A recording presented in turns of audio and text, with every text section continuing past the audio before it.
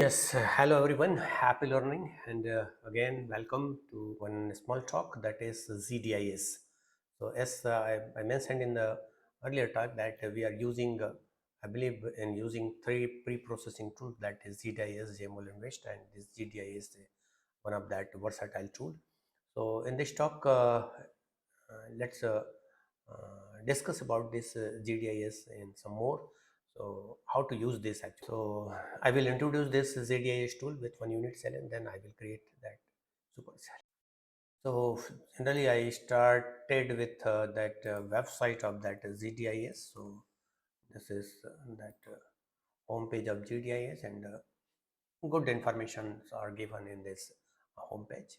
And then last clip I have installed that GDIS. So we can open that GDIS by using this command GDIS.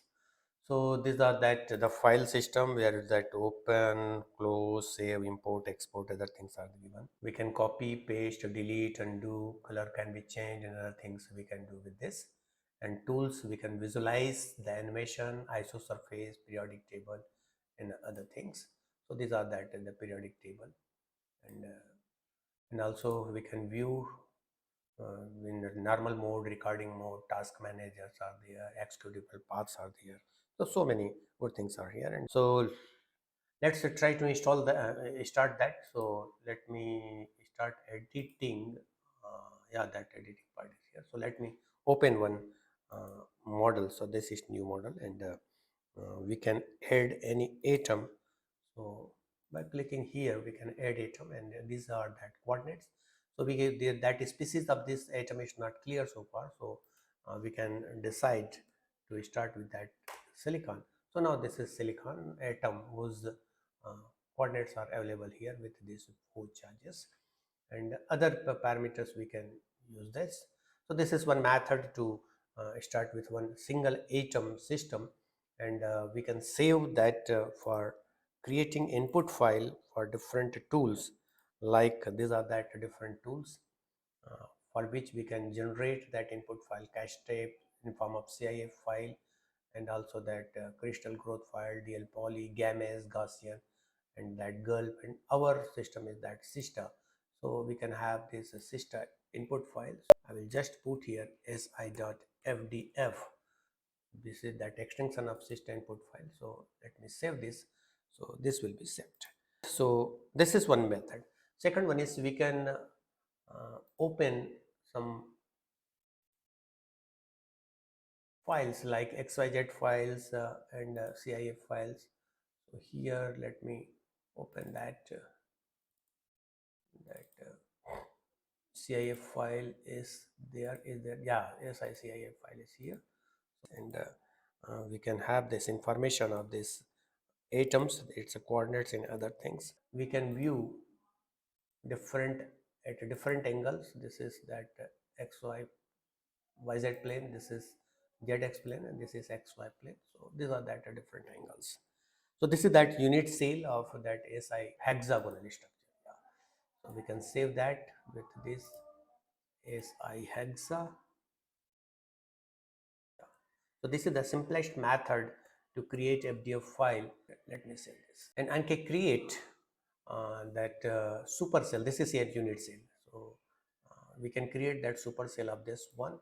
So let me go to this one, and to create supercell, we have this image. Now we can increase this with this number 2, 2, and 2. So this is known as 2 cross 2 cross 2 supercell. But just we have enhanced this in 3 different direction.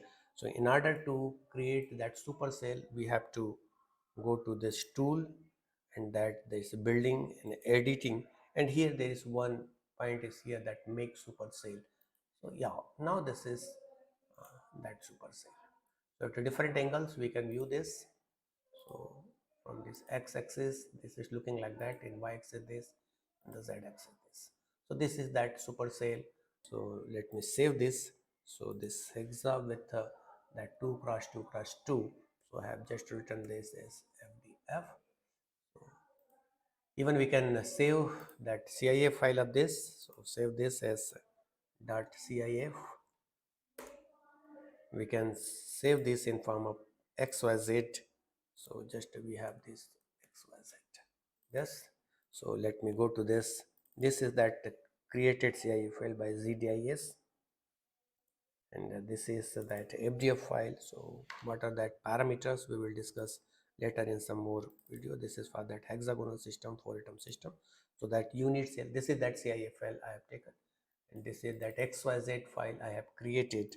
So I can open this FDF file XYZ and other things by using this, and other utilities are also there. Even you can use computation for different for example, that a diffraction pattern. So you can create this diffraction pattern, uh, and you can have this some analysis, that measurement means that a distance you can measure, that bond you can measure. So this is that yeah, I think I should click here. Yeah, this is that bond length. Okay, so this is that short glimpse of that GDIs. Thank you all. Happy learning.